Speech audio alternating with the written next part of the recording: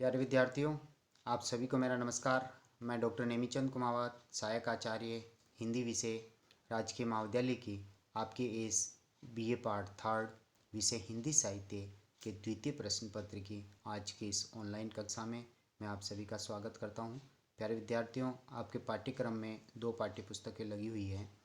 इस द्वितीय प्रश्न पत्र में एक ज्यों मेहंदी को रंग उपन्यास है मृदुला सिन्हा जी के द्वारा रचित, और दूसरी पाठ्य पुस्तक है कहानी संचयन, जिसके संपादक हेतु भारद्वाज जी हैं। और इस कहानी संचयन पाठ्य पुस्तक में 9 कहानियाँ संकलित हैं।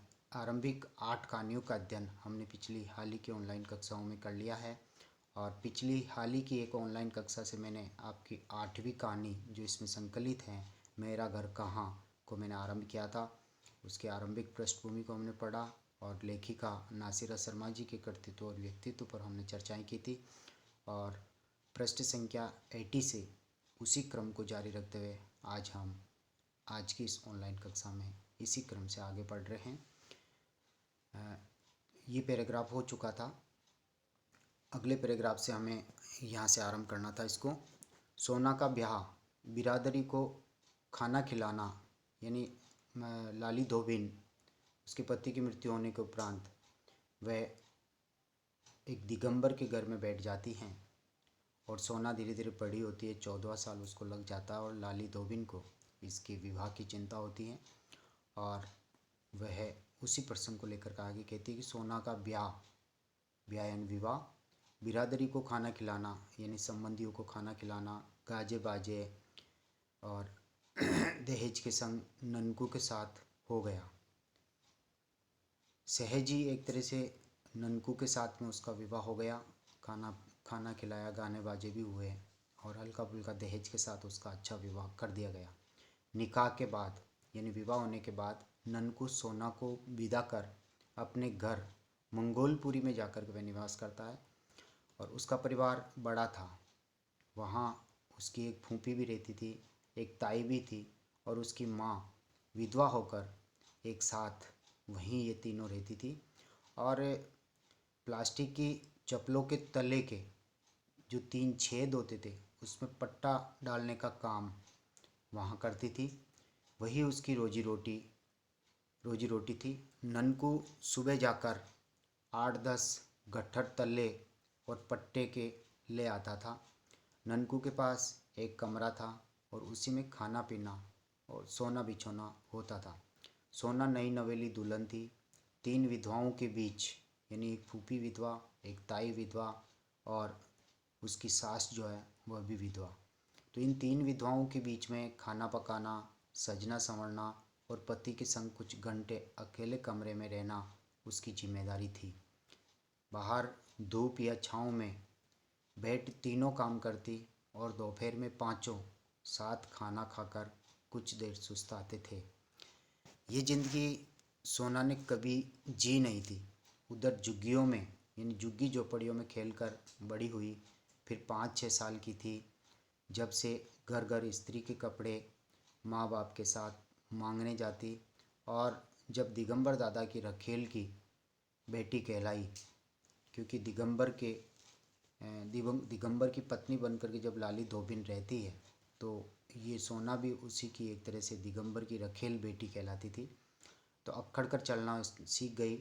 परेशान करने वाले लड़कों की उसने ऐसी खबर ली कि वे सोना को देख रास्ता बदल लेते थे। वह शादी भी दिगंबर दादा के दबदबे के चलते हुई थी। ननकू पहले नशे की पुड़िया बेचता था। एक दिन पुलिस पकड़ कर ले गई।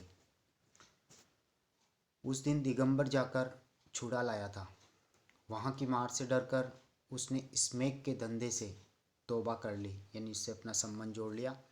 अब जो शरीफ बना तो उसे सोना का चटपट हर एक से बात करना, हंसना बोलना बहुत अखरता था। खासकर तब जब सब जानते थे कि सोना की माँ लाली धोबिन दिगंबर दादा की रखेल है, तो उसे भी इसके ऊपर शक होने लगा था। सभी जानते थे कि दंगे फसाद में लूट का माल दिगंबर के घर भरा था। इस बार जो बम फटा तो दिगंबर उसमें उड़ गया। लाली की दुनिया एक तरह से उजड़ गई। उसको डर ने घेर लिया कि कहीं उसको बस्ती वाले लूटने लें, या फिर दिगंबर का दाहिना हाथ कहलाने वाला रघु उसको अपनी रखेलने बना ले। अब हालात ऐसे थे नहीं जो उसे किसी मर्द की ज़रूरत पड़ती, यानी उसके अब हालात ऐसे थे कि उसे अब किसी मर्द की एक तरह से ज़रूरत नहीं थी। इसलिए वह झटपट सीमापुरी में मकान ले पहलवान की ट्रक पर सारा सामान लदवा कर रातों रात झुग्गी झोपड़ी को छोड़ करके, कच्ची बस्ती को छोड़ करके वहाँ से भाग ली। कई हफ्तों तक उसने अपनी खैर खबर सोना को भी नहीं दी। सच पूछा जाए तो वह अब अपनी ज़िंदगी को अपनी तरह जीना चाहती थी। उसके पास माल काफ़ी था। दोनों लड़कों का नाम वह स्कूल में लिखवा चुकी थी। रोज़ के खर्चे के लिए उसने कपड़े इस्त्री करने फिर शुरू कर दिए थे। इससे मोहल्ले में जान पहचान जल्दी बन गई और यह बताने में भी आसानी हुई कि उसका पति राजा पुलिस लाइन में धोबी था। मरने के बाद नौकरी गई सो इस मोहल्ले में आन बसी। सोना को ननकू ने जब मोहल्ले के जवान लड़कों के संग कई बार हंसते बोलते देखा और मना करने पर भी कहा ने माना तो उसने सोना की जमकर पिटाई कर दी। बदले में सोना ने भी ननकू के सर पर बेलन दे मारा।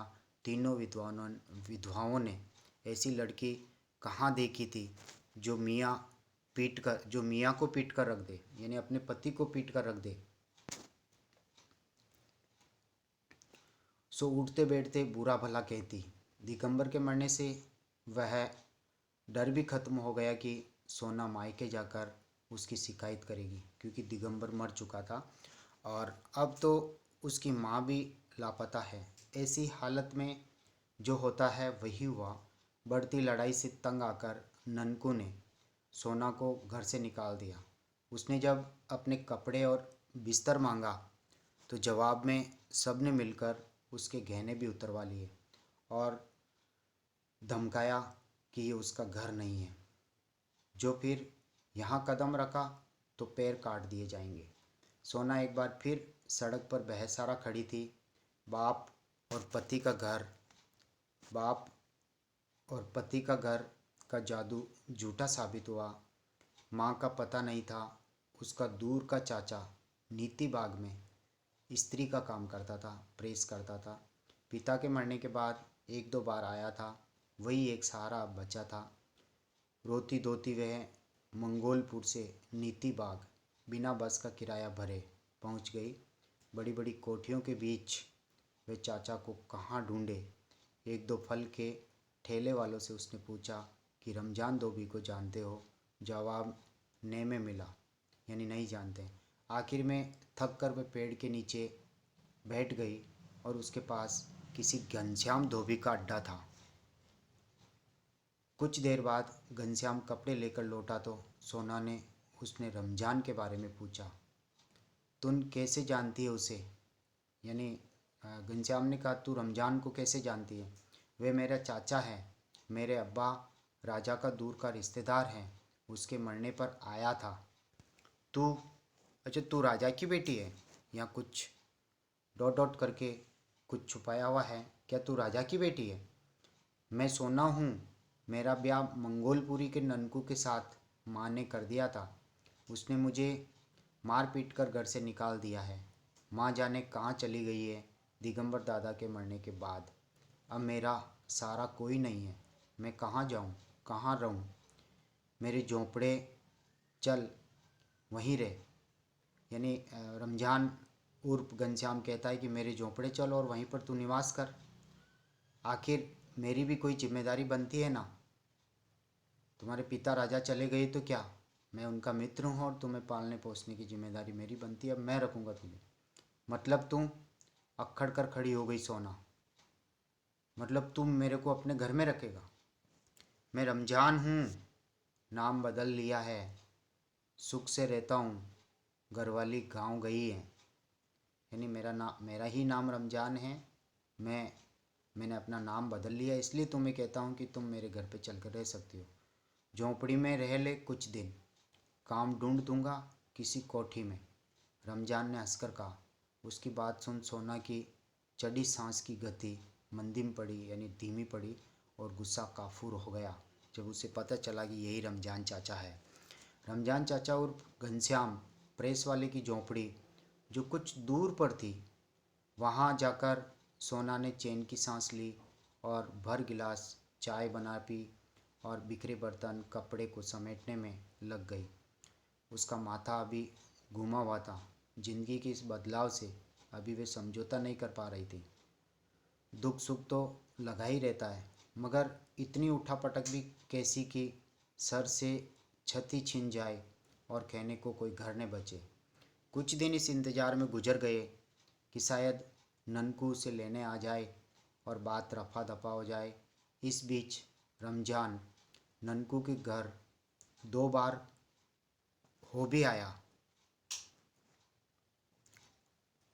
मगर वे सोना को वापस बुलाने पर किसी तरह राजी नहीं हुए। रमजान की परेशानी ये थी कि 4 हफ्ते बाद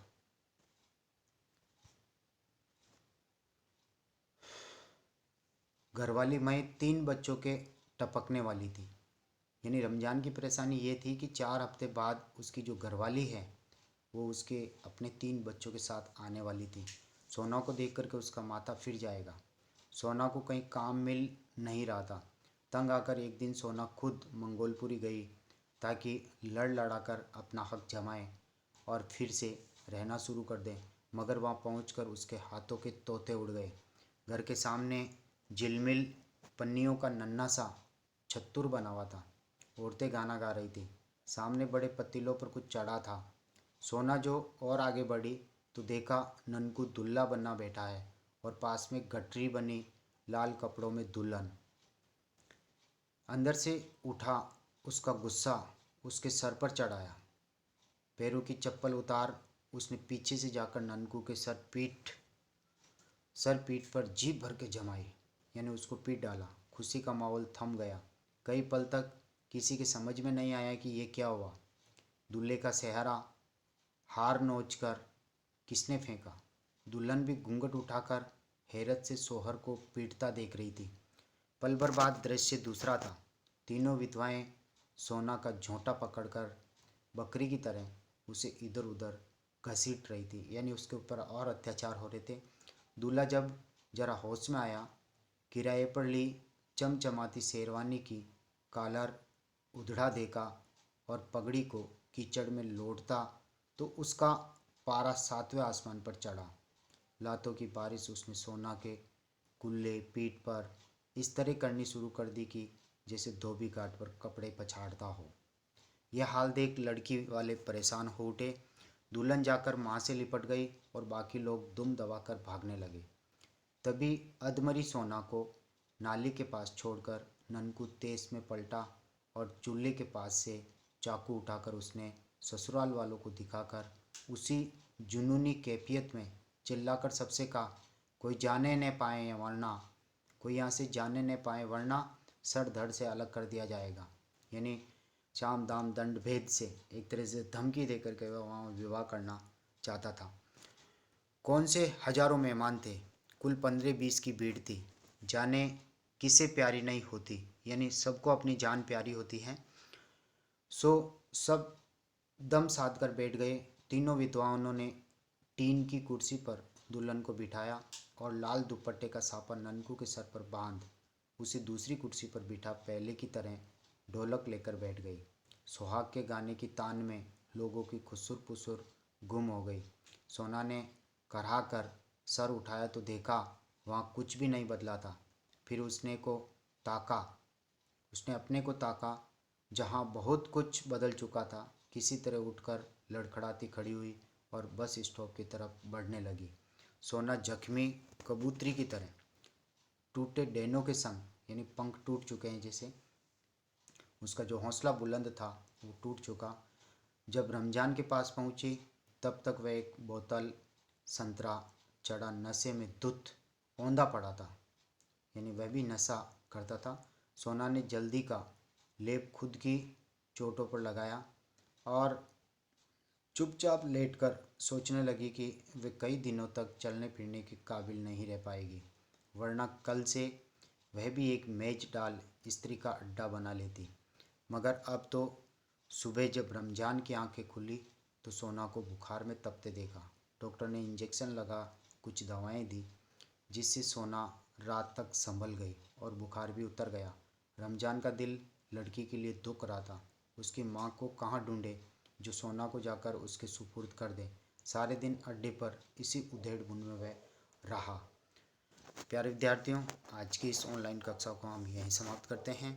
अगली ऑनलाइन कक्षा हम पृष्ठ संख्या 83 से शुरू करेंगे, जो अगली ऑनलाइन कक्षा में हम इसको पूर्ण कर लेंगे। आप सभी से विनम्र आग्रह है कि कॉलेज के इस यूट्यूब चैनल पर जो वीडियोज अपलोड किए जा रहे हैं, इन वीडियोज को आप लाइक करें और कॉलेज की इस यूट्यूब चैनल को आप सब्सक्राइब जरूर करें, क्योंकि सब्सक्राइब करने पर ही आपकी महाविद्यालय में ऑनलाइन उपस्थिति सुनिश्चित हो सकेगी। प्यारे विद्यार्थियों, आप सभी को बहुत बहुत धन्यवाद। जय हिंद, जय भारत।